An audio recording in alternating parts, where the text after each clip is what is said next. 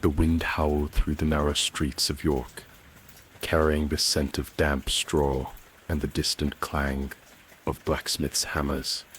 It was the spring of 1378, and I, Tom Fool, was about to make the worst decision of my life. My real name was Thomas Weaver, but no one in the court of King Richard II would ever call me that. To them, I was a jester, a capering fool, draped in motley, my every word and gesture designed to amuse or provoke. But let me tell you something, they never carve into the stones of castles. Being a court jester was a miserable, soul-crushing existence, and I learned that lesson the hard way. I wasn't born to this life. No one is. Really, I was the third son of a weaver, raised in a cramped hovel, where the loom's rhythmic clack was the soundtrack of my childhood.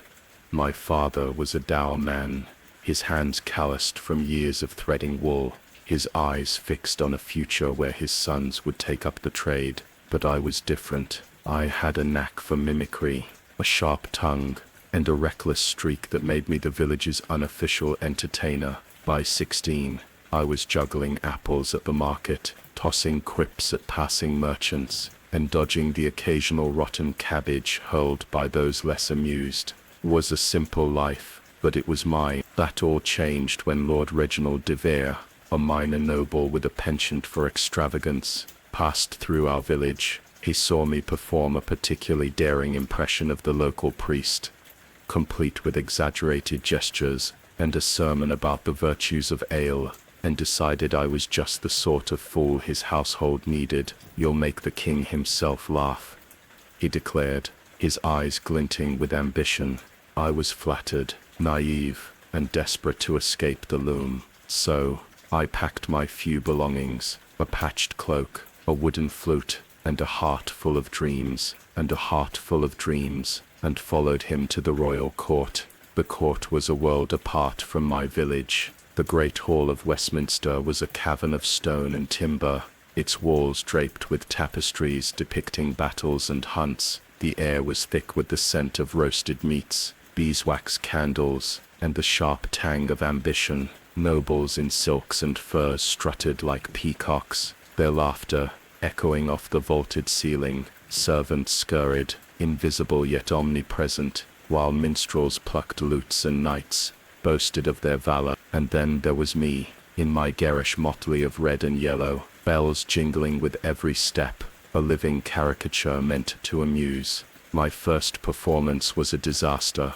Lord de Vere had promised the king a spectacle, and I, in my youthful arrogance, thought I could deliver. I juggled, I sang, I told a bawdy tale about a knight and a milkmaid that had killed in the village square. But the court was not the village. The king, a boy of 11, stared blankly, his advisers whispering behind their hands. The Queen Mother, Joan of Kent, fixed me with a look that could curdle milk. And then there was Sir William Courtenay, a hulking knight, with a temper as short as his patience. My jest about his fondness for wine based on village gossip I'd overheard, earned me a cuff to the ear and a night in the stables. That was my introduction to the truth. A jester's life was not about laughter but survival. You were expected to be witty, but not too witty to mock, but never the wrong person to entertain, but never at the expense of the powerful. Every jest was a tightrope walk,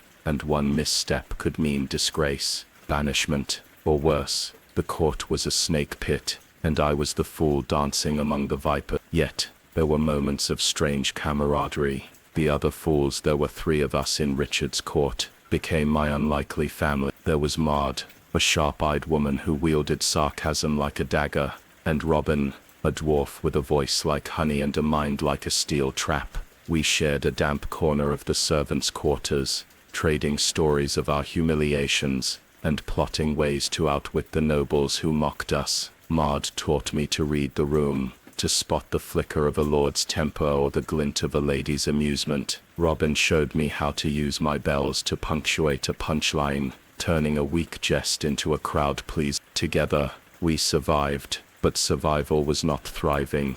The worst part, the bells, those cursed, jingling bells sewn into my cap and sleeves. They announced my presence before I could speak, marking me as a fool before I could prove otherwise. They jangled with every step, a constant reminder of my role to be less than human, a walking jest, a living distraction. I hated them, but I couldn't remove them. To do so would be to defy the king's expectations, and defiance was a luxury I couldn't afford. By the end of my first month, I was exhausted. The court demanded endless performances, banquets, bannerments, even quiet evenings when the king simply wanted a laugh. I learned to juggle knives, to sing in 3 languages, to fall spectacularly without breaking my neck. But no matter how well I performed, I was never more than a servant, a step above the dogs that scavenged under the tables. The nobles laughed at my jests, but they never laughed with me. To them, I was a prop, a fleeting amusement to be discarded when the next novelty arrived. And yet, I couldn't leave. Lord de Vere had made it clear I was his investment, a tool to curry favor with the king. If I failed, I'd be sent back to my village in disgrace, or worse, to the stocks. So, I smiled, I capered, I jingled my bells, and I buried my dreams beneath layers of motley. This was my life now, and it sucked. But there was one glimmer of hope, one reason I didn't flee into the night. Her name was Eleanor, a lady in waiting to the Queen Mother. She had eyes like a summer sky, and a laugh that made my heart skip. She didn't look at me like I was a fool. She saw Thomas, not Tom Fool. In stolen moments by the kitchen fires, we talked of books, of dreams, of a world beyond the court. She was my secret, my rebellion, my reason to keep going. Little did I know, she would also be my undoing. The great hall of Westminster was a cauldron of noise and heat, the air thick with the scent of spiced wine and sizzling venison. Torches cast flickering shadows on the stone walls, where tapestries of lions and lilies hung like silent sentinels. It was a week after my disastrous debut as Tom Fool, and I stood at the edge of the hall, my motley itching against my skin, bells jangling softly as I shifted my weight. The court was in high spirits tonight, celebrating some minor victory for the Scots, a skirmish exaggerated into a triumph by the king's advisors. My task was simple: make the king laugh. But simplicity in the court was a trap, and I was learning that lesson with every jangling step. King Richard II, barely 11, sat at the high table, his golden hair catching the torchlight like a halo. He was a boy, but his eyes held a sharpness that unnerved me. One moment, he'd giggle like a child, clapping at a juggler's tricks. The next, he'd scowl, his small hands clenching, as if he could crush dissent with a flick of his wrist. His advisors, stern men in fur-trimmed robes, watched him like hawks, their whispers shaping his moods as much as my jests. Tonight, they wanted a spectacle, and I was the fool tasked with delivering it. Maud, the sharp-tongued jester who'd become my reluctant mentor, had warned me before I stepped into the hall. "The king's a weathercock, Tom," she'd said, her voice low as we huddled in the servants' passage. "One day he loves a jest, the next he'll have you flogged for it. Watch his eyes, not his smile." Her own eyes, green and piercing, flicked toward the hall. "And for God's sake, stay away from Courtenay. He's still sore about that wine jar." I nodded, my stomach churning. Sir William Courtenay, the knight I'd mocked in my first performance, was a mountain of a man with a grudge to match. I'd seen him in the courtyard, sharpening his sword with a focus that felt personal. The minstrel struck up a lively tune, signaling my cue. I took a deep breath, adjusted my cap, those cursed bells tinkling, and strode into the center of the hall. The crowd's chatter faded, replaced by curious murmurs. I began with a safe routine, juggling 3 wooden balls, tossing them higher and higher. until they seemed to dance in the torchlight. The king clapped, his advisors nodding approval. Emboldened, I launched into a tale about a fox who outwitted a pompous rooster, carefully avoiding any resemblance to the nobles around me. Laughter rippled through the hall, and for a moment, I felt the thrill of success. Maybe I could do this. Maybe I could survive. Then the king spoke, full, his voice, high and imperious, cut through the laughter like a blade. Enough of fox. Tell us of knights, brave ones, not your drunken sots. The hall fell silent, every eye on me. My mouth went dry. Mewin Sarland, the king's whims were legendary, but I hadn't expected him to derail my act so soon. I glanced at Maud, lurking near the servant's door. She gave a subtle nod, urging me to pivot. "Knights, your majesty," I said, forcing a grin. "Why, I know a tale of a knight so brave. He fought a dragon with naught but a spoon." The king giggled, and I seized the moment, spinning a ridiculous story of Sir Spoon, a knight who battled a fire-breathing beast while juggling cutlery. The crowd roared, and I thought I'd won, but as I bowed, I caught Sir William Courtenay's glare from the high table. His face was red, his hand gripping his goblet so tightly I thought it might shatter. My tale hadn't named him, but the court knew his temper, and laughter at brave knights often meant him. The evening wore on, and I performed again, tumbling, singing, even mimicking a squawking hen to the king's delight. But each jest felt like a step through a bog, one wrong move from sinking. Then came the moment that changed everything. The king, flushed with wine and merriment, pointed at me. Fool, mood and merriment, pointed at me. Fool, make us laugh at Lord de Vere. My heart stopped. Lord Reginald de Vere, my patron, the man who'd brought me to this snake pit, sat at the high table, his smile thin as a blade. To mock him was to risk my place in the court. To refuse was to defy the king. I hesitated, my bells jingling in the silence. Maud's warning echoed in my mind. Watch the king's eyes. They gleamed now, not with joy but with mischief. Testing me, I had to act. Lord de Vere, your majesty, I said, my voice steady despite my pounding heart. Why, his lordship's so grand. His shadow alone could shade a village. A titter ran through the crowd. Safe enough, I thought, but the king wasn't satisfied. More, he demanded, slamming his small fist on the table. Tell us of his nose. The hall erupted in laughter, but it was a dangerous sound, sharp with anticipation. Lord de Vere's nose was, indeed, a prominent feature, often whispered about in jest. I glanced at him, hoping for a sign of leniency, but his eyes were cold, his smile gone. I had no choice. His nose, sire, I said, capering to buy time. It's so noble, it leads his horse to water before he even mounts. The king howled, clapping wildly, but Lord de Vere's face darkened.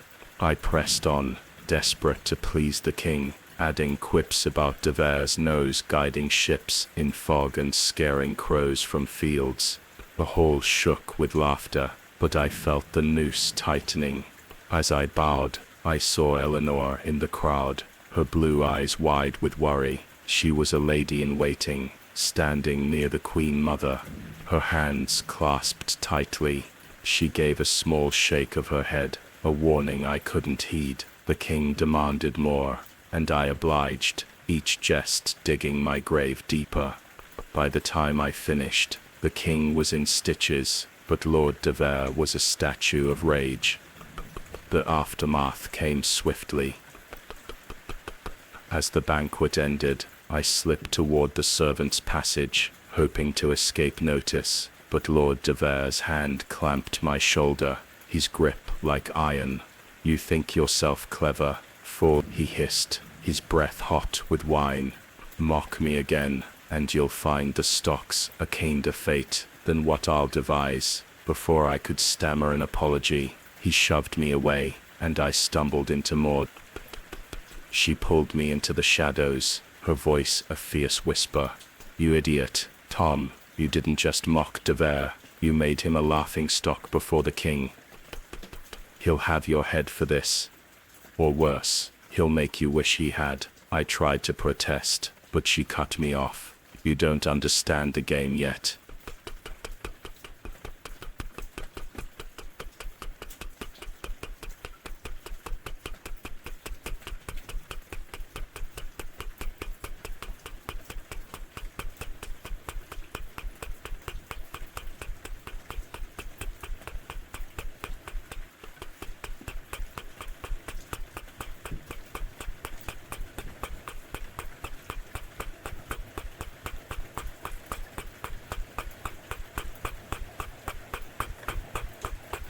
Survive, Tom. Apologize to de Vere, grovel if you must, and stay away from the king's whims. They're a trap. He's a boy, but he's learning to wield power, and we're the ones who bleed for it.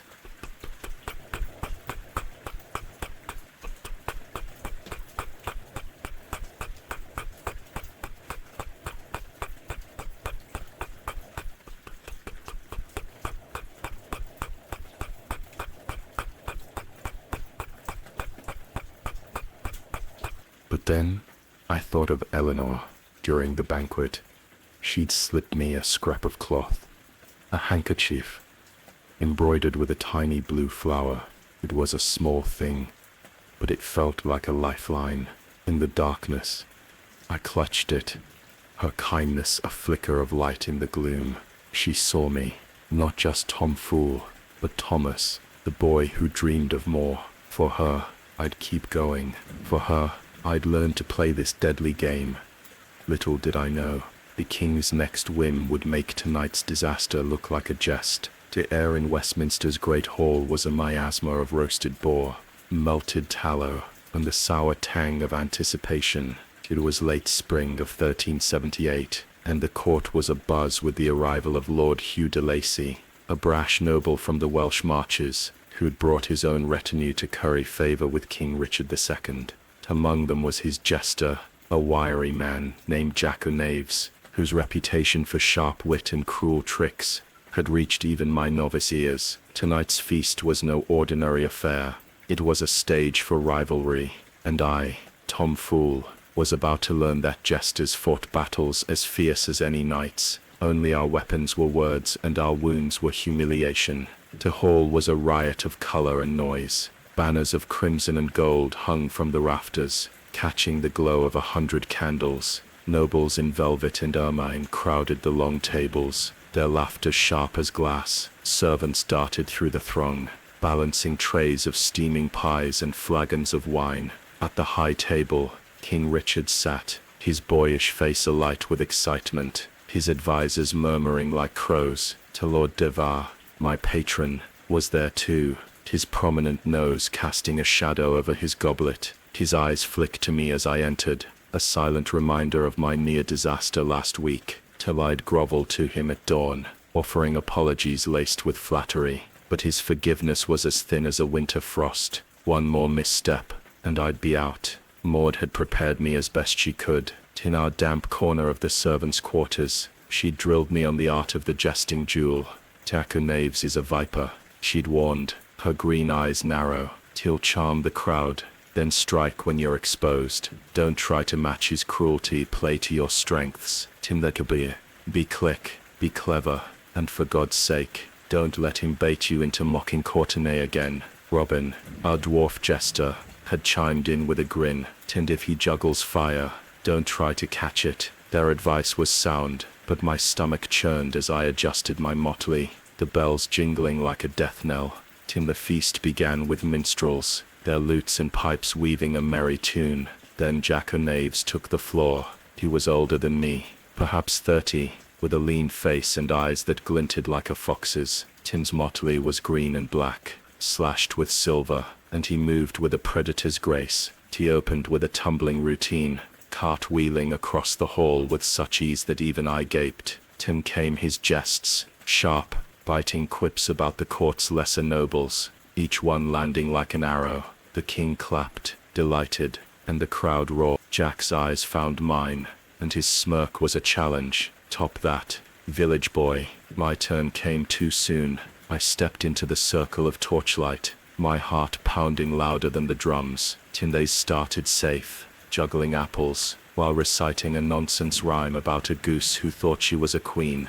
The crowd chuckled, and the king giggled, but Jack's presence loomed like a shadow. Then they did something bolder, so I launched into a tale of a knight who wooed a lady with poetry so bad it made her horse faint. The court laughed, but Jack wasn't done. Tim erupted. He interrupted, his voice cutting through mine like a blade. A fine tale, Tom fool, but tell us, does your knight share Sir William Courtenay's taste for wine? The hall erupted, and I froze. Courtenay, at the high table, slammed his goblet down, his face a thundercloud. The crowd's laughter was a trap, and Jack had sprung it. If I ignored the jab, I'd look weak. If I joined in, I'd enrage Courtenay further. Maud's warning echoed, don't let him bait you. I forced a grin, my bells jingling as I spun to face Jack. Timber, wine, Jack o' knaves. Why, Sir William's so mighty, he drinks rivers dry and still fights dragons. The crowd laughed, but it was a nervous sound. Courtenay's glare could have melted iron. I pivoted quickly, launching into a tumbling routine to distract the king. I flipped, landed on my hands, and walked a few steps, bells ringing wildly. The king clapped, and I breathed again. But Jack wasn't finished. He stepped forward, juggling knives, 5 of them, glinting in the candlelight. The crowd gasped, and even the king leaned forward. "You'll match this, Tom fool," Jack called, his voice dripping with mockery. I had no knives, no training for such a stunt, but I had my wits. "Knives, Jack," I shouted, grabbing 3 goblets from a servant's tray. I juggled the court's true treasures. "It's wine." I tossed the goblets, catching them with exaggerated care, spilling not a drop. The crowd roared, and the king slapped the table. Delighted. Jack's smirk faltered, but his eyes promised retribution. The duel continued, jest for jest, trick for trick. I sang a bawdy song about a monk and a miller, careful to avoid naming nobles. Jack countered with a vicious mime of a lord, too fat to mount his horse, earning laughter, but also dark looks from the high table. We were 2 dogs fighting for a bone, and the bone was the king's favor. By the time the minstrels signaled the end, I was drenched in sweat, my motley clinging to my skin. The king declared us both marvelous fools. But Jack's parting glance was a dagger. As the feast wound down, I slipped toward the servants' passage, my legs trembling. Maud and Robin met me there, their faces a mix of relief and worry. "You held your own, lad," Robin said, his honeyed voice warm, "but you've made an enemy in Jack. He's not one to forget a slight." Maud nodded, her expression grim. "And Courtenay's out for blood. You dodged his wrath tonight, but he's biding his time. Watch your back."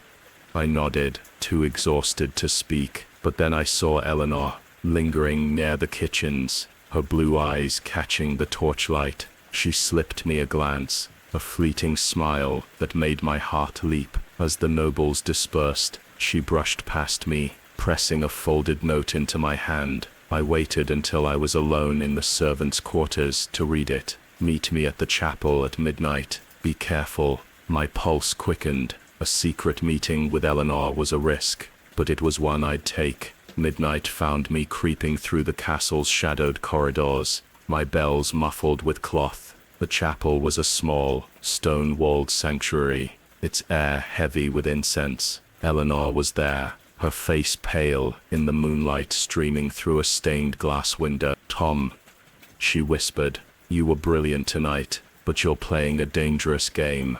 Jack O'Naves is Lord de Lacy's creature, and de Lacy's no friend to devour. You've been caught in their feud."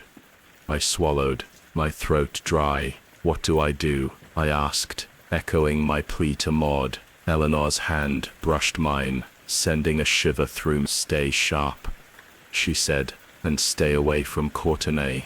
He's sworn to ruin you, and he's not alone." Before I could ask more, she pressed a kiss to my cheek, a fleeting warmth that burned brighter than any torch, and slipped away. I returned to my pallet, the note, and her kiss tucked close to my heart. But sleep was a stranger. Jack O'Naves had marked me as a rival, Courtenay as a target, and Devar as a liability. The court was a chessboard, and I was a pawn in a game I barely understood. Being a jester wasn't just about laughter. It was about surviving the envy, the grudges, and the whims of those who held power. And tonight, I'd learned that even victory came at a cost. The corridors of Westminster were a labyrinth of shadows, the flickering torchlight casting ghostly shapes on the cold stone walls. It was a week after the Feast of Fools, and the court had settled into a tense rhythm, like a bowstring drawn. I, Tom Fool, was still reeling from my clash with Jack O'Naves, and the ever-present threat of Sir William Courtenay's wrath. My bells, muffled tonight with strips of cloth, were a small act of rebellion against my role, but they couldn't silence the dread coiling in my gut. Being a jester was like dancing on a blade. One slip, and you bled.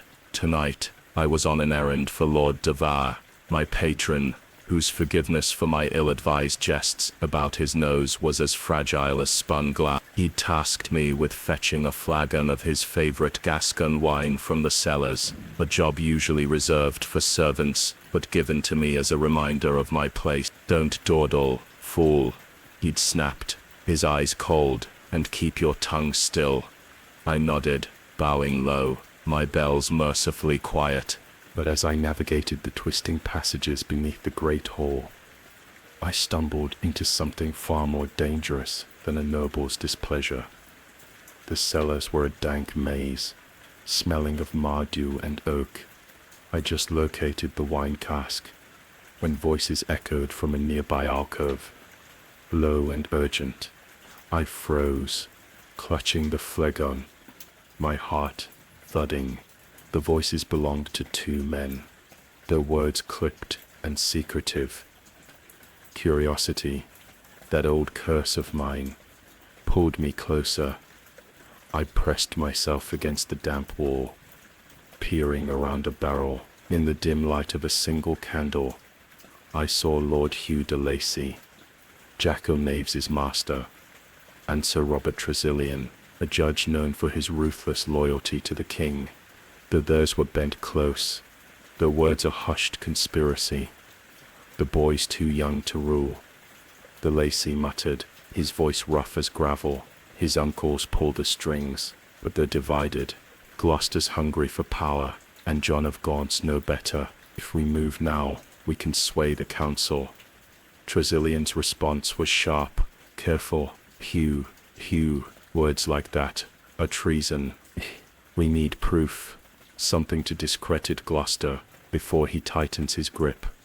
De Lacy chuckled, a sound like breaking ice. "Proof can be made, a letter, perhaps, forged in his hand. The king's advisors will eat it up, and we'll have our moment."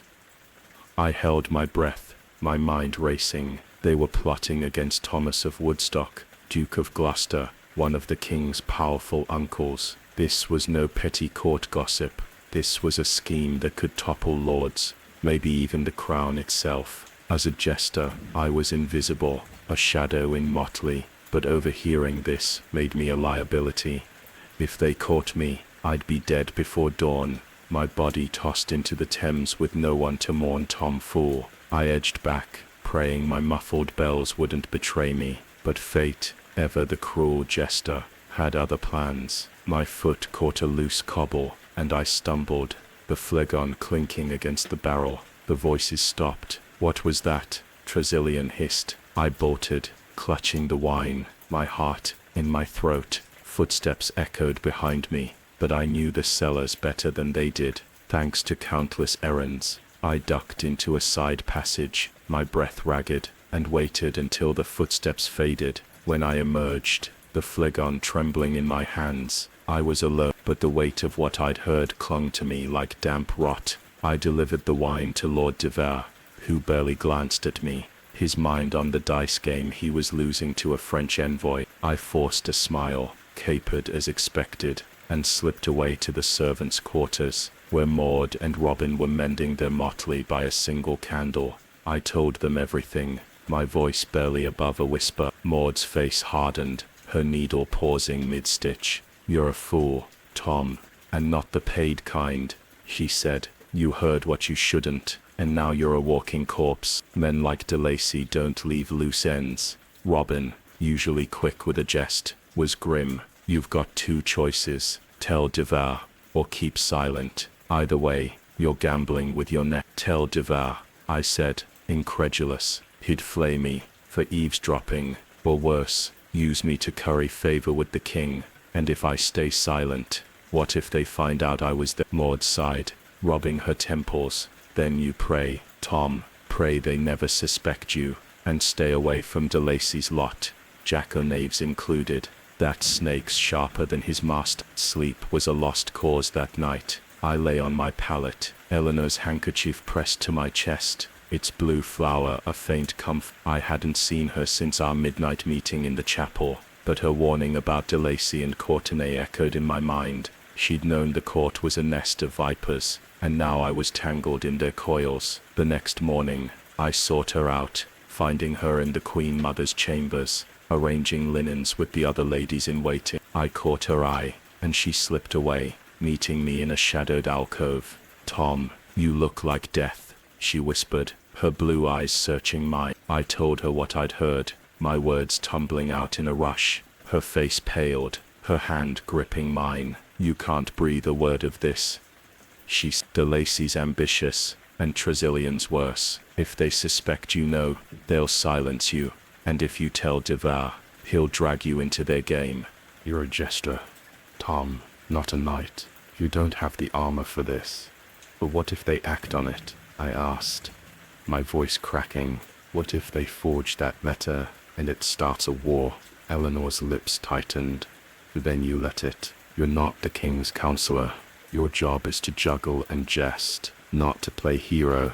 Promise me you'll stay out of it. I nodded, but my heart wasn't in it. Her concern warmed me, but it also underscored my powerlessness. I was a fool, not a player in this Game of Thrones. The day passed in a blur of performances. I juggled knives poorly, earning laughs for my clumsiness, and sang a ballad about a lovesick shepherd, my eyes on Eleanor in the crowd. But every laugh felt hollow, every jingle of my bells a reminder of the secret I carried. And that evening, as I capered for the king, I noticed de Lacy watching me, his gaze sharp as a hawk's. Jackknaves was at his side, his smirk a silent taunt.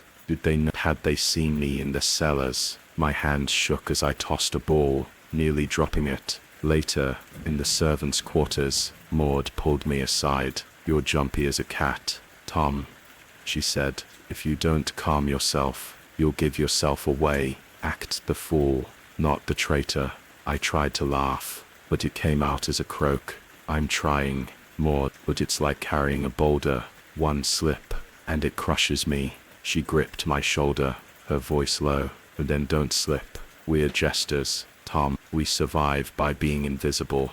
Use that. Her words stuck with me, but invisibility was hard when every step made my bells sing. The court was a powder keg, and I'd stumbled into its spark. I could tell de Vere, risking his wrath, or worse, his ambition. I could tell the king, but a boy of 11 wouldn't understand, and his advisors would likely dismiss me, or silence me. Or I could keep silent, praying de Lacy and Tressilian never learned of my presence. None of the choices were good, but silence seemed the least deadly. As I lay awake that night, Eleanor's handkerchief in my hand, I realized something grim. Being a jester wasn't just about making people laugh. It was about living in the shadows of their schemes, hearing their secrets, and praying you didn't become one. The court was a stage, and I was a player in a drama I hadn't written, and somewhere, in the dark, the shadow of treason was growing. The dawn light crept through the narrow slits of the servants' quarters, painting the stone walls with streaks of gold. It was early June 1378, and I, Tom, fool, lay on my straw pallet, staring at the rafters, as the snores of Maud and Robin filled the air. My motley hung on a peg, its red and yellow patches mocking me with their cheek. The bells, those cursed bells, dangled silently now, but they'd jangle soon enough, announcing my role as the court's fool. I'd been at Westminster for nearly 2 months, and each day chipped away at the boy I'd been, Thomas Weaver, the village dreamer with a quick tongue and a heart full of hope. The court was reshaping me, forcing me to wear a mask of jests and capers, and I was beginning to fear it would never come off. The weight of the secret I carried didn't help. The conversation I'd overheard in the cellars, Lord de Lacy and Sir Robert Tressilian, plotting against the Duke of Gloucester, sat in my chest like a stone. I'd chosen silence, as Maud and Eleanor had urged, but it gnawed at me. Every glance from de Lacy, every smirk from his jester, jackanapes, made me wonder if they knew I'd been there. And Sir William Courtenay's grudge was a constant shadow. His glowers at banquets were as sharp as his sword. Being a jester meant surviving on the edge of a blade, and I was learning that the blade was always sharper than you expected. Today was no ordinary day. The court was preparing for a grand banquet to welcome a delegation from Flanders, merchants whose trade deals could fill the king's coffer. My role was to entertain, to keep the mood light while nobles and foreigners haggled over wool and wine. But the thought of performing, of pasting on a grin while my mind churned with secrets, made my stomach twist. I rolled off my pallet, splashing cold water on my face from a cracked basin. Maud stirred, her green eyes bleary but sharp. "You look like a man headed to the gallows, Tom," she said, sitting up. "What's eating you now?" I hesitated, then sat beside her, keeping my voice low. "It's the mask, Maud." The fool's mask. I put it on every day, but it's starting to feel like my face. I don't know who I am anymore. Tom Fool or Thomas Weaver. She snorted, but there was no malice in it. "Welcome to the trade, lad. We all wear the mask. You think I was born Maud the Motley? I was Margaret once, a tailor's daughter, with dreams of singing for lords. The court takes your name, your dreams, and gives you bells in return." Her words hit harder than I expected. I'd seen Maud's sarcasm, her quick wit, but never this raw honesty. "How do you bear it?" I asked. She shrugged, threading a needle to mend a tear in her sleeve. "You find moments to be yourself, a jest that's yours, not the king, a quiet corner where the bells don't ring, and you lean on those who see you, not the motley." She glanced at Robin, still snoring, his small form curled like a cat. "He's better at it than me. Ask him sometime." I wanted to press her, but a horn sounded from the courtyard, our signal to prepare. I donned my motley, the bells jingling, as I tied the laces. Robin woke, yawning, and offered a grin, ready to make the Flemings laugh. "Tom, or are you still brooding over that cellar nonsense?" I forced a smile, "Just praying I don't trip over my own feet." He chuckled, but his eyes were knowing. "Feet are the least of your worries, lad. Keep your wits sharp tonight. The Lacy's in a mood, and Jackanapes is sniffing for blood." The banquet was a spectacle. The great hall shimmered with candlelight, the tables groaning under platters of swan, peacock, and spiced fruits. The Flemish merchants, dour men in fur-lined cloaks, sat stiffly, their eyes darting as if counting the cost of every candle. King Richard, resplendent in a velvet doublet, chatted eagerly, his boyish voice cutting through the hum of conversation. Lord de Vere was at his side, his nose prominent as ever, while de Lacy and Tressilian sat further down, their faces masks of civility. I scanned the crowd for Eleanor, finding her among the Queen Mother's ladies, her blue eyes meeting mine for a fleeting moment. Her presence was a spark in the gloom, but it also reminded me of her warnings: stay out of the court's schemes. My performance began well. I juggled goblets, earning laughs for my exaggerated clumsiness, then launched into a tale of a merchant who sold his shadow for gold, only to find himself invisible. The Flemings chuckled, and the king clapped, but Jackanapes was waiting. He stepped forward, his green and black motley gleaming, and began a mimicry of a Flemish merchant haggling with a sheep. The crowd roared, and I felt the familiar sting of being outshone. I countered with a tumbling routine, landing a flip to cheers, but Jack's shadow loomed larger with every jest. Then came the moment I dreaded. As I finished a song, Jack called out, "Tom fool, tell us of love. Surely a village lad knows a lass or two." The crowd laughed, but his tone was venomous. I caught Eleanor's eye, her face pale. If I jested about love, I risked exposing my feelings for her. If I refused, I'd look the fool. I forced a grin, my bells jingling. "Love, Jack, why? I love my bells. They never leave me, though they nag." The crowd laughed, but Jack pressed, his eyes glinting. "No village sweetheart, then? No lady who sees past the motley?" My heart pounded. He couldn't know about Eleanor, could he? I dodged, launching into a bawdy rhyme about a lovesick pig, but the damage was done. Sir William Courtenay, watching from the high table, leaned forward, his gaze like a blade. The Lacey whispered something to Jack, and I knew I was being watched. The rest of the performance was a blur, my jests mechanical, my smiles forced. When it ended, I fled to the servants' passage, my chest tight. Eleanor found me there, her face etched with worry. "Tom, you were brilliant, but Jack's baiting you. He's De Lacey's eyes, and they're watching everyone." I nodded, my throat dry. "I'm trying, Eleanor, but it's like dry. I'm trying, Eleanor, but it's like drowning in jests. I'm not Thomas anymore, just the fool." She took my hand, her touch a lifeline. "You're Thomas to me," she whispered. "Hold on to that."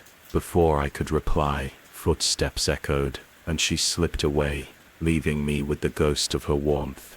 Back in the quarters, Robin shared his own story over a flickering candle. "I was Robert once, a tinker's son," he said, his voice soft. "I learned to sing to survive the streets. But the court made me a jester. The mask is heavy, Tom, but it's also armor. Use it to hide what they can't take." His words were a balm, but they couldn't erase the truth. The mask was suffocating me. I was caught between Tom Fool, the court's plaything, and Thomas Weaver, the man Eleanor saw. And with De Lacey's plot looming, I feared the mask wouldn't be enough to save me. That night, as I clutched Eleanor's handkerchief, I realized the court wasn't just a stage, it was a prison. The jester's mask was my sentence, and every jest, every jingle, was a reminder of what I'd lost. But Eleanor's words echoed, "You're Thomas to me." For her, I'd keep the mask on, if only to survive long enough to find myself again. The summer sun blazed over the fields outside Westminster, turning the tournament grounds into a kaleidoscope of color and chaos. It was mid-June 1378, and the court of King Richard II had spilled out of the Great Hall to celebrate a grand tournament, a spectacle of knights, lances, and bruised egos. I, Tom Fool, stood at the edge of the lists, my motley drenched in sweat, my bells jingling with every nervous shift. My task was to provide comic commentary, to make the crowd laugh, as armored men battered each other for glory. But after 2 months in the court, I knew laughter was a double-edged sword, and one wrong jest could cut me deeper than any lance. The tournament was a grand affair, drawing knights from across England and beyond. Pennants snapped in the breeze, bearing the crests of noble houses, lions, eagles, and stags in vibrant hues. The stands were packed with nobles in silks and furs, their faces flushed with excitement, while common folk crowded the fringes, cheering for their favorites. King Richard, barely 11, sat in a canopied throne, his golden hair gleaming, his eyes bright with boyish glee. Beside him were his uncles, the Duke of Gloucester and John of Gaunt, their expressions as guarded as the knight's visors. Lord de Vere, my patron, was there too, his nose casting a shadow over his velvet doublet, while Lord de Lacy and his jester, Jack O'Knaves, lurked nearby, their presence a constant threat.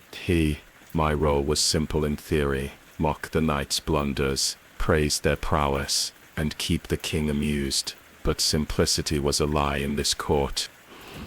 Every word I spoke was a gamble, especially with Sir William Courtenay in the lists. The hulking knight, still nursing a grudge from my earlier jests about his drinking, was a favorite to win, and his temper was as sharp as his sword. Maud had warned me that morning in our cramped quarters, her voice low as she sharpened her wit like a blade. "Courtenay's looking for an excuse, Tom," she'd said, her green eyes fierce. "One wrong word, and he'll have you in the stocks or worse." Robin, polishing his tiny lute, had nodded and watched Jack O'Knaves. "He'll prod you into a mistake, then laugh as you fall." The tournament began with a fanfare of trumpets, and I took my place on a wooden platform, overlooking the list. The first bout was between two young knights, their lances splintering on impact, their horses rearing.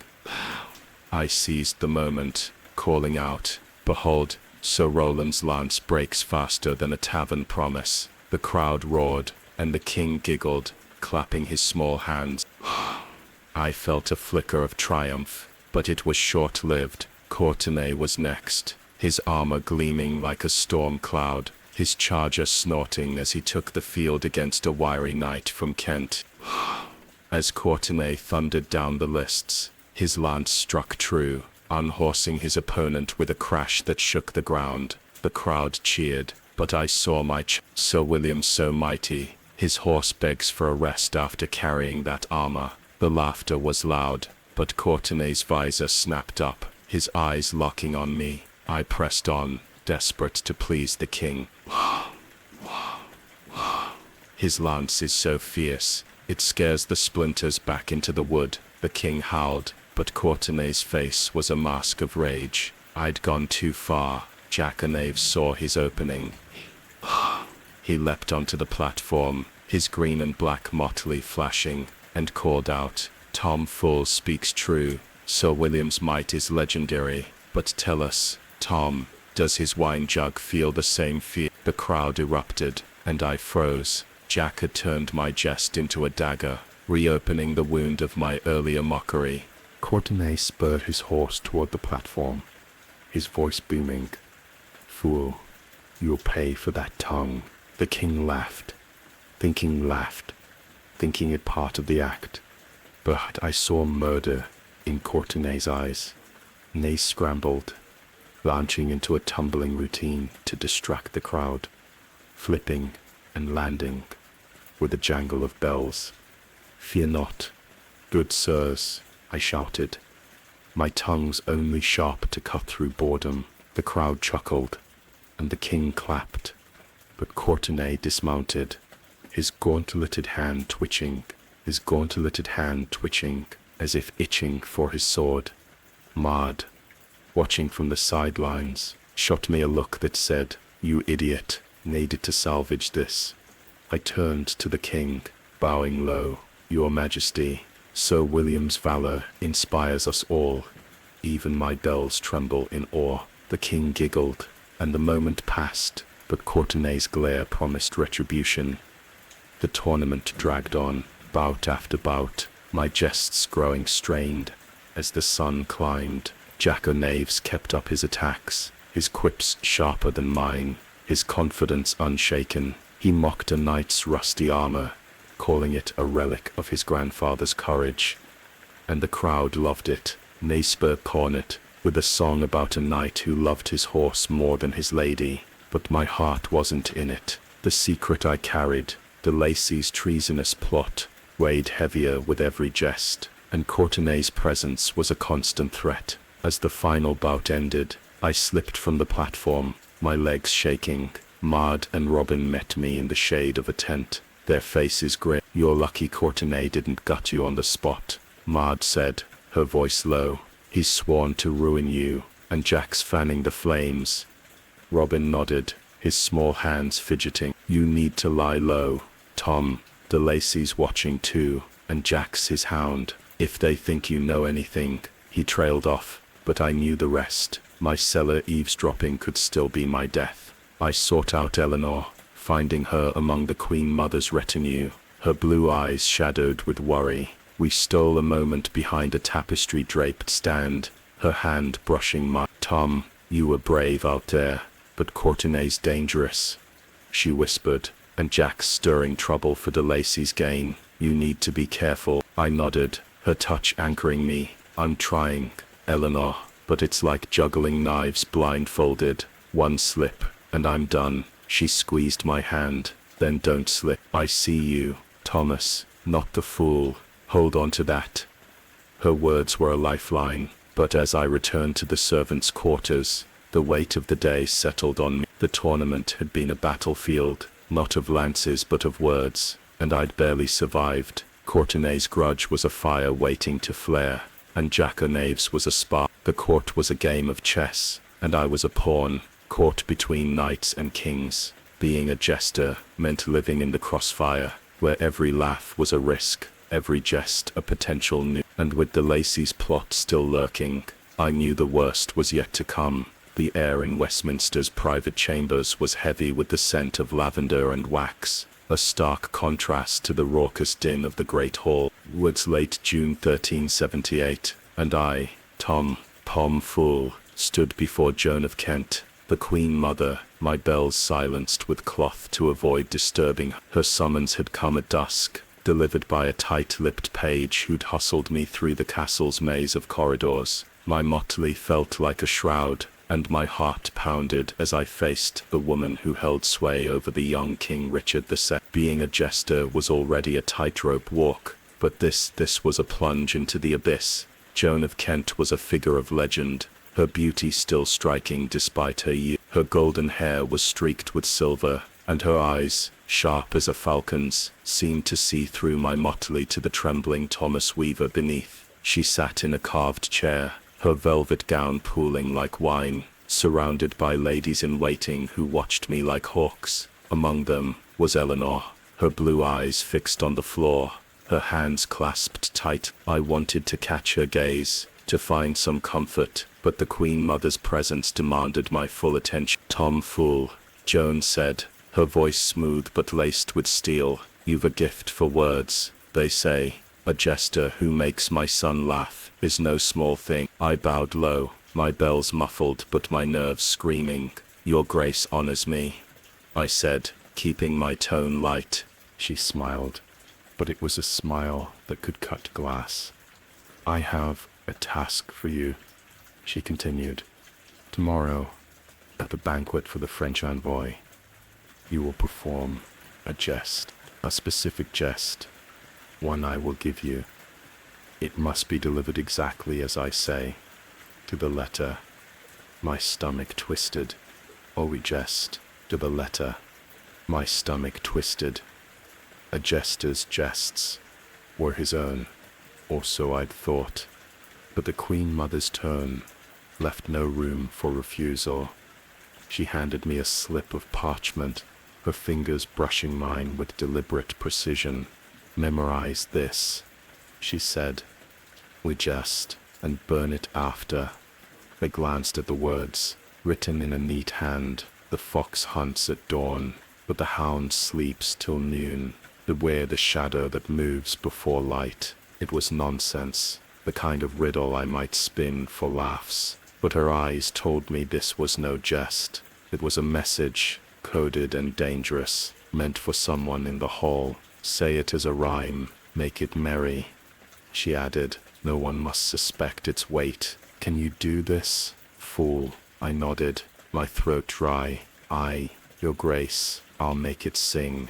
She dismissed me with a wave, but her gaze lingered, a warning to obey or face consequences. Eleanor's eyes met mine as I left, a flicker of fear in them, but there was no time to speak. I hurried to the servants' quarters, my mind racing. Maud and Robin were there, mending their motley by candlelight. I showed them the parchment, my voice low. "The Queen Mother's playing a game," I said, "and I'm her pawn." Maud's green eyes narrowed as she read the words. "This is trouble, Tom," she whispered. "That's no jest. It's a message, likely for one of the king's uncles or that snake de Lacy. You're stepping into a viper's nest." Robin, his small hands steady, nodded. "She's using you because you're invisible. A jester can say what lords cannot, but if it goes wrong, you'll take the fall." I burned the parchment in the candle's flame, watching it curl to ash. "What choice do I have?" I asked. Maud sighed. "None.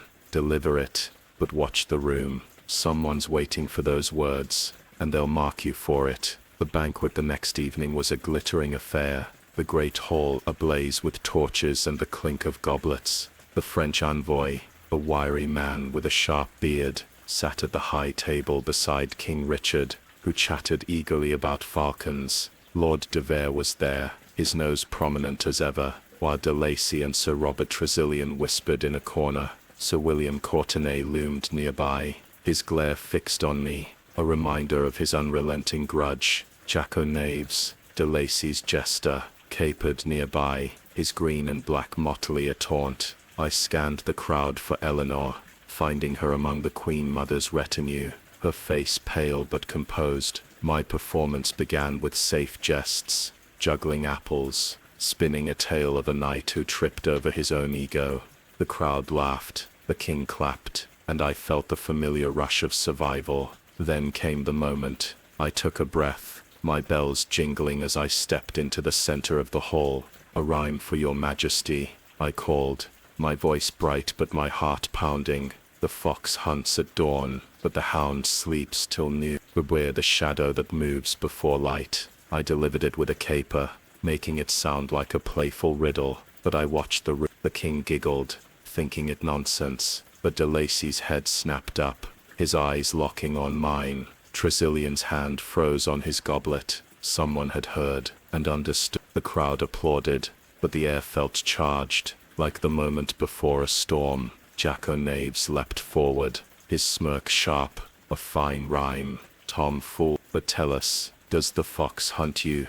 The crowd laughed, but his words were a probe, testing if I knew more than I should. I dodged, tumbling into a flip to distract the king, but de Lacy's gaze followed me, cold and calculating. Courtenay, too, watched, his hand on his dagger's hilt. I finished my act with a song, my voice steady despite the fear clawing my chest. Afterward, in the servants' passage, Maud grabbed my arm. "You did it, Tom, but you've stirred a hornet's nest," she said. De Lacy's face, he knows that jest meant something. "You need to lie low." Robin nodded, his honeyed voice and Courtenay's itching for a fight. "He thinks you're mocking him still." "This court's a trap, and you're in its jaws." I nodded, too shaken to speak. The Queen Mother's game had put me in the crosshairs, and I didn't even know the rules. Later, I found Eleanor in the chapel, our secret meeting place. Her face was drawn, her hands trembling. "Tom, that jest, what was it?" she asked. I told her, my voice barely a whisper. Her eyes widened. "That was for Gloucester, or maybe Gaunt. The Queen Mother's playing them against each other, and you're her messenger. If de Lacy suspects," she didn't finish, but I knew. A jester caught in treason was a dead jester. I took her hand, her warmth grounding me. Didn't ask for this, Eleanor," I said. "I just wanted to make people laugh." She squeezed my hand. "I know, but you're more than a fool to me. Stay sharp, Thomas." That night, as I lay on my pallet, Eleanor's handkerchief pressed to my chest, I felt the weight of the Queen's game. Being a jester wasn't just about jests. It was about carrying secrets you didn't understand, delivering messages that could kill you. The court was a chessboard, and I was a pawn moved by hands I couldn't see. The bells of my motley were silent now, but they'd ring again tomorrow, and with them, the risk of ruin. The great hall of Westminster was a cauldron of heat and noise, its stone walls echoing with the clatter of goblets and the roar of drunken laughter. It was early July 1378, and the court was in the midst of a week-long revel to celebrate the king's 11th birthday. I, Tom Fool, stood in the center of the hall, my motley clinging to my sweat-soaked skin, my bells jingling with every move. The weight of the Queen Mother's coded jest from the previous banquet still hung over me, a secret I couldn't shake. But tonight's performance demanded my focus. Being a jester meant risking your pride, your safety, and sometimes your life, and I was about to learn just how high that price could be. The hall was a riot of color, with tapestries of unicorns and dragons glowing in the torchlight. Nobles in silks and velvets crowded the tables, their faces flushed with wine and merriment. King Richard sat at the high table, his golden hair crowned with a circlet, his boyish grin wide as he watched the festivities. Lord de Vere, my patron, was there, his nose casting a shadow over his plate, while Lord de Lacy and Sir Robert Tressilian whispered in a corner, their eyes occasionally flicking to me. Sir William Courtenay, my ever-present nemesis, loomed nearby, his hand never far from his dagger. Jack-o'-knaves, de Lacy's jester, capered at the hall's edge, his green and black motley atop. Eleanor was with the Queen Mother's retinue, her blue eyes meeting mine briefly, a silent plea to be careful. My act was ambitious tonight, a new trick I'd practiced with Maud and Robin in the servants' quarters. I'd climb a Hakeshet's ladder, juggle flaming torches, and leap to the floor in a dramatic tumble, all while reciting a bawdy rhyme about a knight's misadventures. It was risky, but the king loved spectacle, and I needed to outshine Jack-o'-knaves, whose knife juggling had stolen the crowd last time. Maud had been skeptical, her green eyes narrow. "You're not a tumbler, Tom," she'd warned. "One slip, and you'll break your neck." Robin had been kinder, his honeyed voice encouraging. "You've got the heart for it, lad, just don't let Courtenay's glare throw you." The minstrels struck up a lively tune, and I juggled 3 torches, their flames licking the air, while reciting my rhyme. Sir Knight sought a kiss, but his horse stole the miss. The crowd laughed, the king clapped, and I felt a surge of confidence. I climbed the ladder, a rickety thing borrowed from the stables, juggling as I went. The torches spun, the crowd gasped, and I reached the top, ready for my leap. But as I prepared to jump, a shadow moved in the crowd. Jack-o'-knaves, his smirk sharp as a blade, he tossed an apple, a seemingly playful gesture, but it arced toward the ladder's base. The apple hit, the ladder wobbled, and time slowed. I tried to leap, but the torch in my left hand slipped, its flame searing my wrist. I fell, not in the graceful tumble I'd planned, but in a chaotic sprawl, crashing onto a table. Goblets clattered, wine spilled, and the crowd's laughter turned to gasps. Pain shot through my ankle, and the torch rolled away, mercifully extinguished before it set the hall ablaze. The king laughed, thinking it part of the act, but the nobles' faces were a mix of shock and amusement. Courtenay's grin was cruel, and Jack-o'-knaves bowed mockingly, as if he'd planned it all. Staggered to my feet, my ankle throbbing, my wrist blistered. "Lay pine, tumble for your majesty, a fine tumble for your majesty," I called, forcing a grin. But my voice shook. The king clapped, but Lord de Vere's eyes were cold, and de Lacy's were calculating. I limped off, the crowd's laughter ringing in my ears like a death knell. In the servants' passage, Maud and Robin were waiting, their faces grim. "You're lucky you didn't break your neck," Maud snapped, but her hands were gentle as she checked my ankle. "That was Jack's doing. wasn't it? Robin nodded, his small fists clenched. He's playing dirty, Tom, and de Lacy's behind it. They're testing you, maybe sniffing for what you know. The pain was nothing compared to the humiliation. Jesters were meant to fall for laughs, but this was different. My failure felt like a brand. Worse, the king's advisors demanded I perform again the next night, injured or not. The court doesn't care if you're hurt, Maud said, wrapping my ankle in strips of cloth. You're a fool, not a knight. No one tends your wounds. Her words were true, but they cut. I was a tool, a prop, expected to caper no matter the cost. That night, Eleanor found me in the chapel, our secret refuge. She'd slipped away from the Queen Mother's chambers, her face pale with worry. Tom, I saw what happened, she whispered, her hands hovering over my bandaged wrist. You could have died. I tried to smile, but it fought. Just another day as a fool. Eleanor, the court wants blood with their laughter. She shook her head, her blue eyes fierce. You're more than this, Thomas. Don't let them break you. She tore a strip from her sleeve, wrapping it around my wrist over the burn, her touch a balm to more than my skin. As she worked, she whispered, Be careful, Tom. There's a new face in the court, a man named Simon Burley, one of the king's tutors. He's been watching you, asking questions. He's close to Tresillian, and I think he's a spy. My heart sank. Another threat, another pair of eyes. What does he want? I asked. Eleanor shook her head. I don't know, but he's dangerous. Stay sharp, and don't trust anyone. She kissed my forehead, a fleeting warmth, then slipped away, leaving me in the chapel's shadows.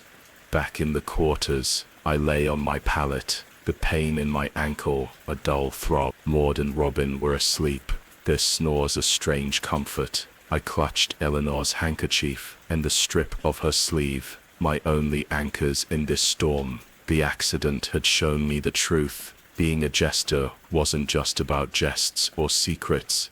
It was about risking your body for a laugh. The court didn't care if I bled, only that I performed. And with Simon Burley watching, Jack-o'-knaves scheming, and Courtenay's grudge burning, I knew the price of laughter was rising. Tomorrow, I'd caper again, bells and all. But tonight, I was just Thomas, a man who wanted to survive. The summer heat clung to Westminster like a fever, the air thick with the scent of dust and river mud. It was mid-July 1378, and the court of King Richard II buzzed with restless energy, a hive of schemes and grudges. I, Tom Fool, stood in the servants' quarters, my motley patched and sweaty, my bells a constant reminder of my role. The burn on my wrist, from last week's disastrous performance, still stung, and my ankle ached with every step. But the court cared little for a jester's pains. The Queen Mother's coded jest, Sir William Courtenay's unrelenting hatred, and the lurking threat of Lord de Lacy's treasonous plot weighed on me like a millstone. I was tired of the mask, the bells, the endless dance of survival. Tonight, I would do something reckless. The spark came from Lord Ralph Stafford, a minor noble with a cruel streak as wide as the Thames. He'd taken a liking to tormenting the court's lower ranks, servants, pages, and especially Jester. Last week, he'd tripped Robin during a performance, sending the dwarf sprawling to the delight of the drunken crowd. Yesterday, he'd poured wine over Maud's motley, laughing as she stood dripping, her green eyes blazing, but her tongue held. I'd escaped his notice so far, but his cruelty was a mirror of the court's disdain, and it lit a fire in me. It wasn't just Tom Fool, the capering idiot. I was Thomas Weaver, and I wanted to fight back, even if it was foolish. When I wanted to fight back, even if it was foolish. Monide and Robin felt it too, in our cramped quarters. As the evening shadows lengthened, we hatched a plan. Stafford's a bully, Maud said, her voice low, her needle flashing as she mended a tear in her sleeve. But he's vain. We hit him where it hurts. His pride. Robin, tuning his tiny lute, grinned. A jest, Tom, a subtle one, slipped into the banquet tonight. We mock his new doublet, gaudy as a peacock's tail, and let the court laugh him down. I hesitated, my mind flashing to Courtenay's grudge, and de Lacy's watchful eyes. If we misstep, it's the stocks or worse, I said. Maud's smile was sharp. Then we don't misstep. We jesters, Tom. Our weapons are words. Let's use them. The banquet was a lavish affair, the great hall aglow with candles and the clink of silver. King Richard sat at the high table, his boyish laughter ringing out as minstrels played. Lord de Vere, my patron, was there, his nose prominent as ever, while de Lacy and Sir Robert Tressilian whispered in their corner. Courtenay's glare followed me, a storm waiting to break. Simon Burley, the king's tutor and suspected spy, watched from the sidelines, his eyes like needles. Eleanor was with the Queen Mother's retinue, her blue eyes meeting mine with a flicker of worry. Jack o' Knaves, de Lacy's Jester, capered nearby, his green and black motley, a constant challenge. Our plan was simple. Weave a jest about Stafford's doublet into our act, making it seem spontaneous. I started with a safe routine, juggling apples while singing a nonsense rhyme about a greedy goose. The crowd chuckled, the king clapped, and I felt the familiar rush of survival. Then Maud took the floor, her sarcasm sharp as she mocked a fictional lord's taste in hats. Feathers so tall, they tickle the moon, she called, setting the stage. Robin followed, his lute strumming a mocking tune as he sang of a knight whose boots outshone his wit. The crowd roared, and I saw our chance. I stepped forward, my bells jingling. And what of Lord Stafford's doublet? I called, my voice bright, but my heart pounding. So bright, it blinds the stars. Why, the tailor must have sewn it from a rainbow's end. The hall erupted, and Stafford's face reddened, his hand slamming his goblet down. Maud joined in, twirling. The doublet so fine, it outshines the king. The crowd laughed harder, but the king's giggle was uncertain, and de Vere's eyes narrowed. Robin sealed it, strumming a final note. Such cloth could make a jester jealous. The hall shook with laughter, and Stafford stormed out, his pride in tatters. For a moment, I felt triumphant. We'd struck back, 3 fools against a noble's cruelty. But the victory was fleeting. As we left the hall, a page grabbed my arm, his face pale. Lord Stafford wants you in the courtyard. Now. Maud's eyes widened. Don't go, Tom. Tom, she hissed. He's not Courtenay. He won't just glare. But I was flushed with defiance. I'm done cowering, I said, and followed the page. The courtyard was dark, lit only by a few torches. Stafford waited, his doublet gleaming absurdly, his face a mask of fury. You think you can mock me, fool, he snarled, seizing my collar. Before I could speak, he backhanded me, sending me sprawling. My bells jangled as I hit the dirt, pain blooming in my jaw. You're nothing. Laugh again, and I'll have your tongue. He stormed off, leaving me shaking. Maud and Robin found me, their faces grim. Told you, Tom. Tom, Maud said, helping me up. Rebellion's a luxury we can't afford. I limped to the chapel, where Eleanor was waiting, her face pale in the moonlight. Tom, what happened? She gasped, touching my bruised jaw. I told her everything, our jest, Stafford's rage, my foolishness. Her eyes blazed. You're brave, Thomas, but you're not a knight. You can't fight their battles. She bandaged my jaw with a strip of cloth, her touch gentle. And Burley's asking about you. He saw you tonight, and he's whispering to Tressilian. You're drawing too much attention. Her words chilled me.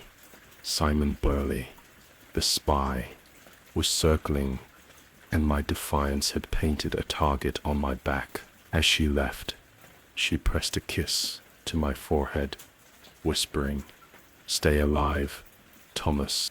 Back in the quarters, I lay on my pallet. Eleanor's handkerchief and her cloth strip, my only comforts. Our rebellion had felt like freedom, but it had only tightened the noose. Stafford's wrath, Courtenay's grudge, de Lacy's plot, and now Burleigh's scrutiny. Being a jester was a trap, and I'd just sprung it. The bells of my motley mocked me, a reminder that defiance came at a cost I might not survive. The late July air in Westminster was heavy, thick with the scent of river damp, and the faint smoke of torches that never seemed to die. It was 3078, and I, Tom Fool, stood in the shadows of the castle's lower corridors, my motley patched and my bells muffled with cloth. The bruise on my jaw from Lord Stafford's blow still ached, a reminder of my failed rebellion, but it was nothing compared to the weight of the secrets I carried. Lord de Lacy's treasonous plot, the Queen Mother's coded jest, Sir William Courtenay's grudge, and now Simon Burleigh's watchful eyes. Each was a thread in a noose tightening around my neck. Being a jester meant living in a court of secrets, and I was about to stumble into the most dangerous one yet. The day had begun with a summons to perform at a private supper for the king's inner circle, a small gathering, but no less perilous for it. My ankle still throbbed from my 4 weeks ago, and my burned wrist itched under Eleanor's makeshift bandage, but the court cared nothing for a fool's pains. I'd spent the morning with Maud and Robin, practicing a new routine in our cramped quarters. Maud's green eyes were sharp as she adjusted my motley. "You're distracted, Tom," she said, her voice low. "Whatever's eating you, bury it. The king's uncles are at this supper, Gloucester and Gaunt, and they're not in a laughing mood." Robin, strumming his lute, nodded. "And watch Burleigh. He's been asking about you. If he thinks you know something, you're done." Their warnings echoed as I entered the king's private chamber, a smaller room but no less grand, its walls draped with tapestries of hunts and battles. King Richard sat at the head, his boyish face alight with excitement, flanked by his uncles, Thomas of Woodstock, Duke of Gloucester, and John of Gaunt. Their presence was a storm cloud, their rivalry palpable.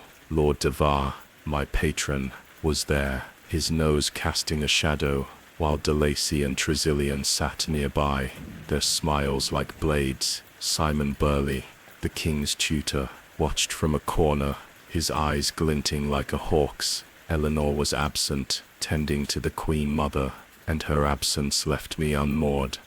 My performance was simple: juggle, jest, and keep the mood light. I tossed wooden balls, spinning a tale of a knight who chased his own shadow, and the king giggled, his uncles forcing smiles. But as I capered, I noticed a servant, a thin man with a scar on his cheek, passing a folded parchment to de Lacy. The noble's eyes flicked to Tressilian, then to Gloucester, and I felt a chill. It was the same kind of secretive exchange I'd overheard in the cellars, and my gut told me it was no coincidence. Later, as I retrieved a dropped ball near the table, I saw the parchment, half hidden under a goblet. My curiosity, that old curse, got the better of me.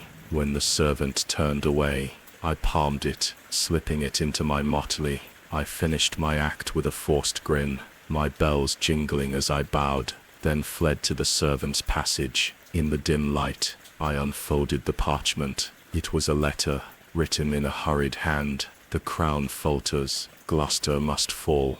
The boy will sign at midnight." My blood ran cold. This was no vague plot. It was a plan to discredit Gloucester, perhaps worse, and it implicated the king himself.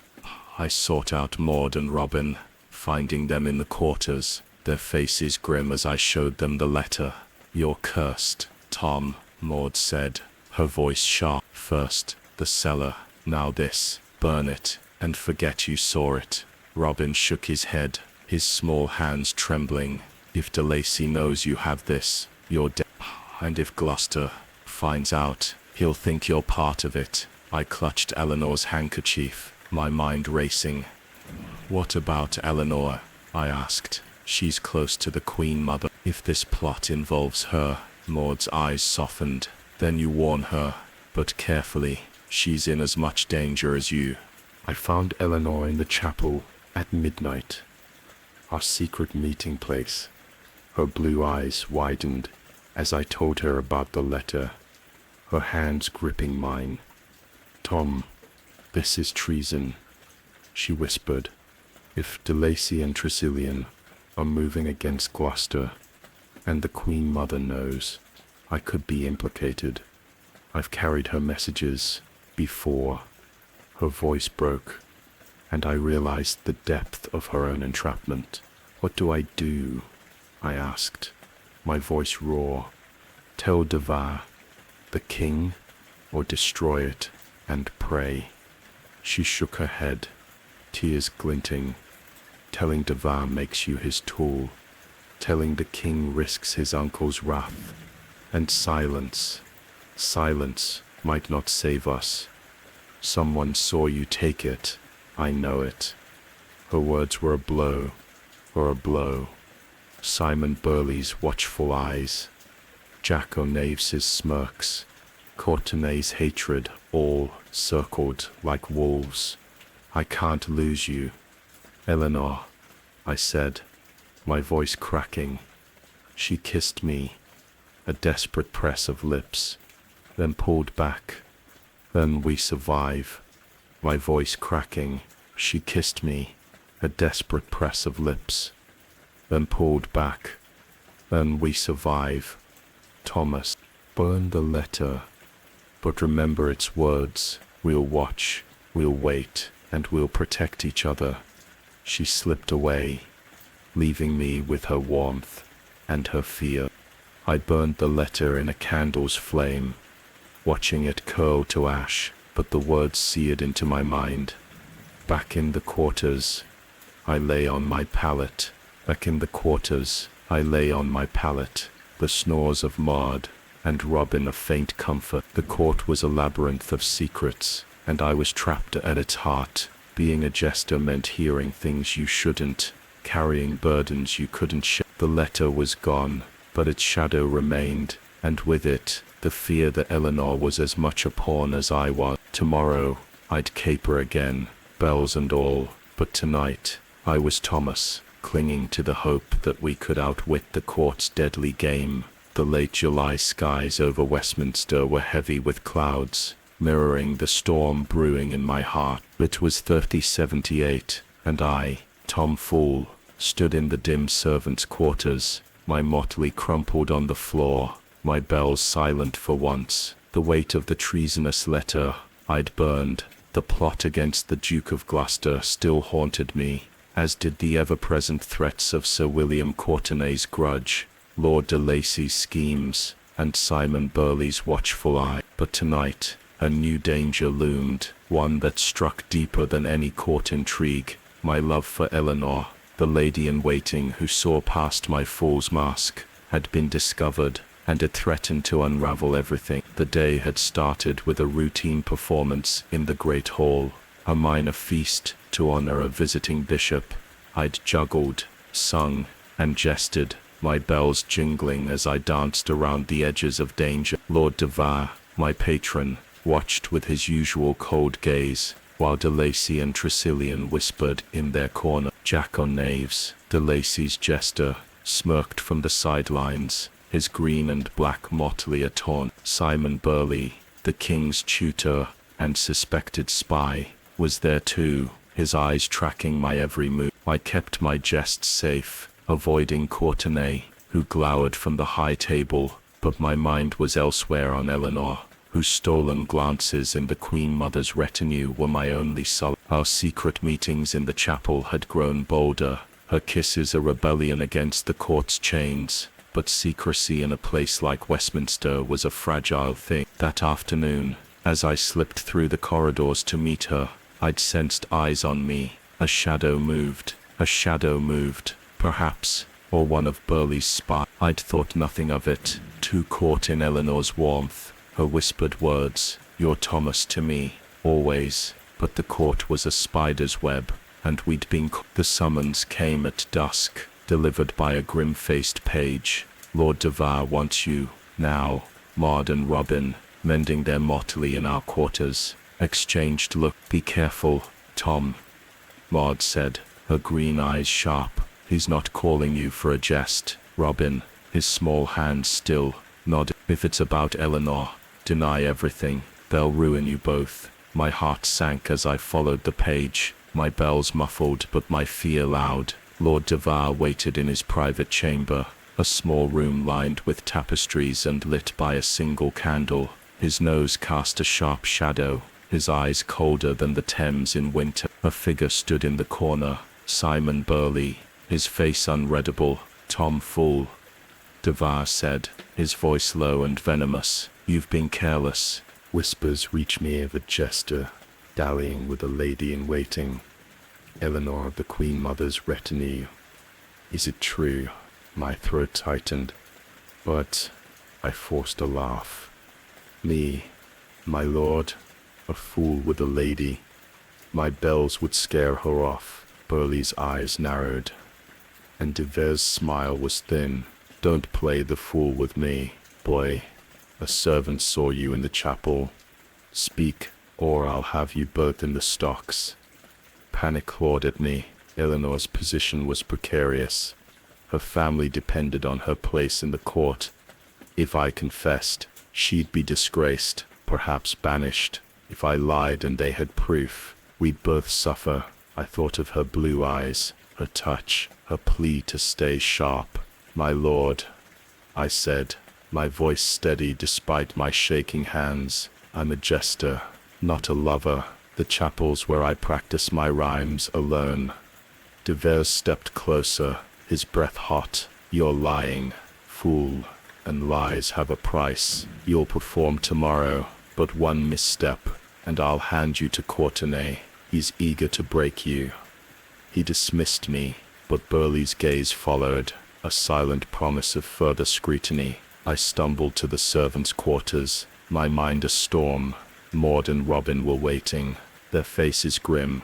You're lucky he didn't drag you to the stocks now, Maud said. But they know, Tom, Burley's sniffing, and he's De Lacy's ally. If they tie you to that letter. She didn't finish, but I knew. The treasonous plot I'd overheard was a death sentence, and my love for Eleanor was a new rope around my neck. I needed to warn her. I slipped to the chapel at midnight, my bells silenced, my heart pounding. Eleanor was there, her face pale in the moonlight. Tom, they know, she whispered, her voice trembling. The Queen Mother heard whispers. She's furious. Not at you, but at me. If Devers confirms it, I'm ruined. I took her hands, her warmth a fleeting anchor. I denied it. I said, but they're watching. Eleanor, we can run, leave this cursed court. Her eyes filled with tears, and go where? My family needs me here, and you're Devers' property. They'd hunt us down. She was right. A jester and a lady in waiting had no power, no freedom, but I couldn't let her fall. Then we fight, I said, my voice fierce. I'll take the blame. Say I pursued you. You keep your place. She shook her head, kissing me fiercely. No, Thomas, we protect each other. Stay sharp, stay silent, and we'll find a way. She slipped away, leaving me with her handkerchief and a heart full of resolve. Back in the quarters, I lay awake, the snores of Maud and Robin a distant hum. The court was a prison, its secrets and grudges the bars. My love for Eleanor was my rebellion, but it was also my undoing. Tomorrow, I'd perform again, bells and all, under Devers' threat and Burley's gaze. Tom, Courtenay waited, De Lacy schemed, and the treasonous plot loomed. I had to choose protect Eleanor and risk everything, or save myself and lose. The bells of my motley were silent tonight, but their weight was heavier than ever. The August dawn broke over Westminster with a sullen glow, the Thames reflecting a sky bruised with clouds. It was 1378, and I, Tom Fool, stood at a crossroads, my motley tattered, my bells silent, my heart heavy with choices that could end my life or Eleanor. The court of King Richard II had been my stage for 3 months, a cruel theatre of jests, secrets, and survival. The treasonous plot against the Duke of Gloucester, Sir William Courtenay's burning grudge, Simon Burley's watchful eyes, and Lord de Vere's threat over my love for Eleanor had woven a noose around my neck. Tonight, at a grand feast to mark the end of summer, I would face my final performance, one that would either free me or break me. The day began with whispers of unrest. The court buzzed with rumors of a forged letter implicating Gloucester in treason, the very plot I'd overheard in the cellars and seen in the stolen parchment. Lord de Lacy and Sir Robert Tressilian moved through the halls with smug confidence, while the Duke of Gloucester's face was a storm of suspicion. The Queen Mother, Joan of Kent, watched it all, her falcon eyes unreadable. I knew my role in her coded jest had stirred this pot, and Simon Burley's scrutiny suggested he suspected my involvement. Tom Courtenay, meanwhile, sharpened his dagger in the courtyard, his glare a promise of violence. My love for Eleanor, exposed to de Vere's, was a blade held to both our throats. In the servants' quarters, Maud and Robin sensed the storm. "You're in too deep, Tom," Maud said, her green eyes fierce as she mended her motley. "De Lacy's plot is moving, and you're caught in its shadow. If Burley ties you to that letter, you're dead." Robin, his small hand steady on his lute, nodded, and Courtenay's out for blood. "You need to choose. Lad, save yourself, or save Eleanor. You can't do both." Their words cut, but they were true. I clutched Eleanor's handkerchief. Its blue flower, faded, but still my anchor. "I won't let her fall," I said, my voice firm. Maud sighed. "And you're a bigger fool than your bells."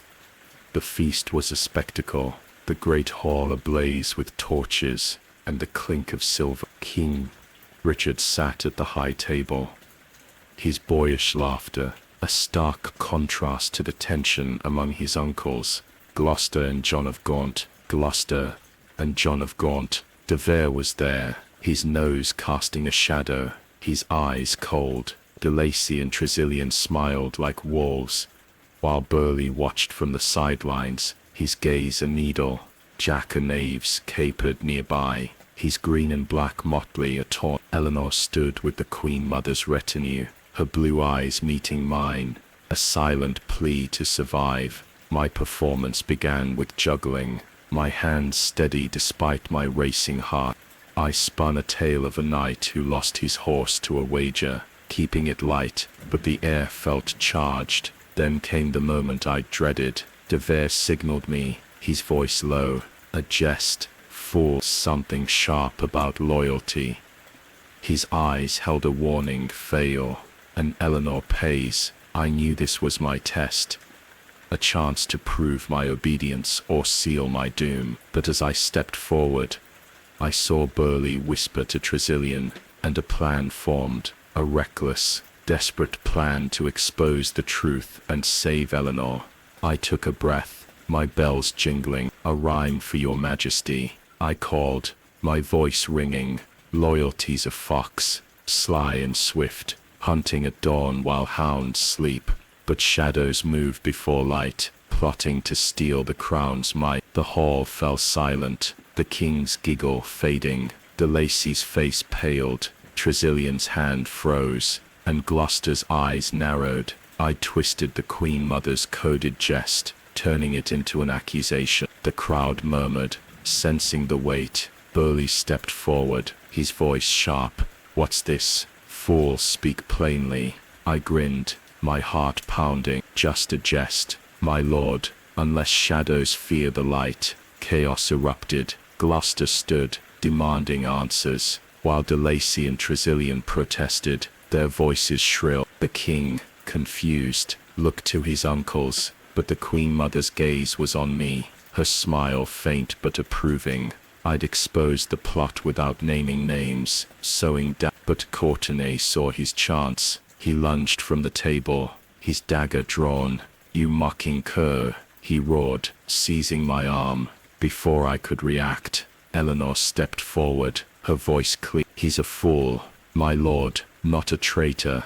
Let him be," the hall gasped. Her defense was a confession of our bond. De Vere's face darkened, and Burleigh's eyes gleamed. "So, the fool and the lady," De Vere said, his voice venomous. "You'll both answer for this." But Gloucester intervened, his voice booming. "Enough, the fool's words ring true. There's treachery here, and I'll root it out." He ordered De Lacy and Tressilian questioned, and the hall dissolved into shout. In the chaos, Eleanor pulled me to the servants' passage, her hands trembling. "Tom, you've saved me, but at what cost?" she whispered. "They'll hunt you now." I kissed her, a desperate farewell. "Run, Eleanor," I said. "Go to your family. I'll face De Vere." She shook her head, tears falling. "Not without you, Thomas." But Maud appeared, her voice urgent. "Go, both of you. The Queen Mother's given you a chance. Gloucester's distracted, and De Vere's outmaneuvered. Take it." She pressed a coin into my hand, Robin at her side, his lute silent. "You're one of us, Tom," he said. "Live to laugh another day." We fled through the night, Eleanor and I, our footsteps echoing in the dark. The court's bells faded behind us, replaced by the river's murmur. We found refuge in a village far from Westminster, where I shed my motley, my bells silent at last. Eleanor's family took us in, and we built a quiet life, far from the court's schemes. The treasonous plot collapsed. Gloucester's men exposed De Lacy's forged letter, and Tressilian fled. Courtenay's rage found no target, and De Vere turned his ambition elsewhere. I never learned if the Queen Mother planned my escape, but her smile haunted me. Being a jester had been a prison, a life of bells and bruises, secrets and survival. I'd lost my dreams to the court, but I'd found Eleanor, and that was enough. As Thomas Weaver, not Tom Fool, I left a legacy, not in laughter, but in love, a quiet rebellion against a world that demanded I bow. The bells were silent, but my heart was not.